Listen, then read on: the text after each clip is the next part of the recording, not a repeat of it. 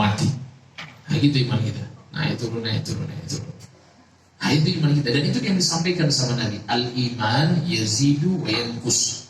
Iman itu naik dan turun. Kata Nabi, yazidu bitta'ah, naik dengan ketaatan. Wa yanqusu bil maksiyah. Dan lihat turun itu karena kemaksiatan. Dan maksiat ini umum, hadirin. Jangan kita berpikir maksiat itu hanya mungkin meninggalkan sholat, dan itu yang paling besar. Tapi iman juga itu bisa turun dengan maksiat yang kita lakukan, seperti melihat yang haram. Itu sangat berpengaruh. Antum tahu mata ini. Kata Nabi SAW, an-nadhrah sahmun masmumun min sihamil iblis. Termasuk panah beracun daripada panahnya iblis. Man tarakaha khaufan lillah atau khaufan minallah a'tahullahu imanan yajidu halawatahu fi qalbihi. Barang siapa yang meninggalkan memandang dari pandangan yang haram, Allah akan berikan kepadanya. Dia meninggalkan karena takut kepada Allah, gak mau lihat yang haram. Allah berikan dalam hatinya, coba lihat, kemanisan iman yang dia dapatkan dalam hatinya. Antum tahu makanan itu manis, anggur, buah-buahan, manis antum rasakan. Tapi demi Allah manisnya iman lebih dahsyat. Sehingga para ulama itu mengatakan, kalau seandainya ahli maksiat itu tahu apa yang kami rasakan di dalam hati dari manisnya iman, demi Allah mereka akan robek dada kami dan akan mengambil hati kami. Saking nikmatnya yang kami rasakan. Tapi kita masih jauh dari manisnya ini. Terus bagaimana ya? Kita harus cari, kita harus dapatkan. Sebagaimana ahli maksiat itu nikmat bermaksiat, ahli taat lebih manis daripada mereka. Sehingga itu para sahabat Nabi sungguh luar biasa keimanan mereka. Kita kalau membaca sejarah para sahabat itu, walaupun sudah mau meninggal, coba lihat apa kata mereka. Nikmat semua, tidak ada sahabat pun yang mengatakan kalau meninggal ketakutan, gak ada. Kenapa kok mereka bisa sehat seperti itu, tetap bahagia? Karena manisnya iman sudah tertancap dalam hati mereka.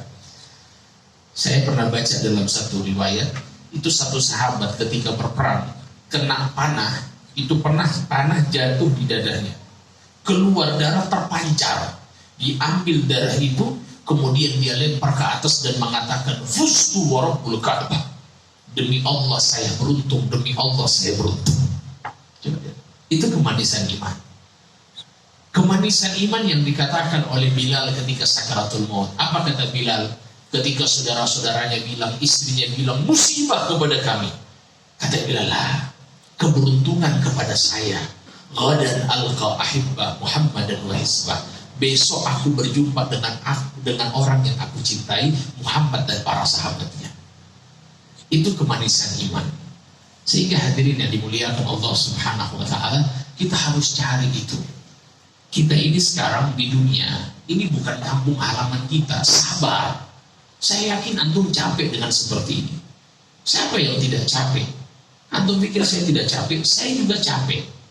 Kalian pikir dengan berbicara tidak capek? Capek. Kalian pikir dengan jalan ke sana kemari tidak capek? Capek. Antum yang datang juga menghadiri pengajian duduk, capek.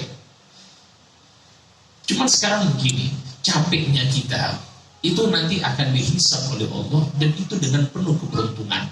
Gak apa-apa capek di dunia sebentar. Justru Nabi ingatkan kepada kita, pun fit dunia, di dunia ini jadilah kalian ka'annaka gharib, seperti orang asing. Tahu orang asing? Orang asing itu gak mau netap di sini. Orang asing itu gak mau netap di daerah. Misalnya antum orang dari mana? Misalnya kita ini misalnya orang dari luar Jakarta, misalnya dari Aceh, ini tidak pulang ke kampung halaman Aceh. Ini Nabi bilang ke kita, jadilah kita seakan-akan orang asing. Orang asing itu gak enak tinggal di kampung orang. Orang asing itu pengennya kembali ke kampung halaman. Kampung halaman kita bukan di sini, kampung halaman kita akhirat. Jangan ganti KTP kita. Jadi Nabi bilang kita seakan-akan orang asing. Kita ini penduduk surga. Abahnya kita itu dari surga. Nabi Adam alaihissalam dari surga. Transitnya di dunia sebentar. Setelah itu beliau kembali lagi ke surga. Begitupun kita. Maka ini kehidupan hadirin sangat singkat. Kematian di depan mata. Cita-cita banyak. Ingat, ahli tasawuf tidak punya cita-cita dunia. Ahli tasawuf cita-citanya tinggi, tidak ada dunia. Sehingga disebutkan kita ini manusia. Al-insan ya'ti bila syai'. Manusia itu datang ke bumi tanpa bawa apa-apa. Lahir ada bawa apa? Gak bawa apa-apa. Kosong, pakaian pun gak bawa. Ya'ti bila syai'. Wa yas'a fi dunya li ajli kulli syai'. Tapi sampai di dunia yang dia inginkan semua. Ingin ini, ingin itu, ingin ini. Sudah itu dia dapatkan? Tidak. Kata wa yatruku kulli syai'. Pada akhirnya yatruku kulli syai'. Dia akan tinggalkan semua. Kira-kira kalau mati ditinggalkan ya?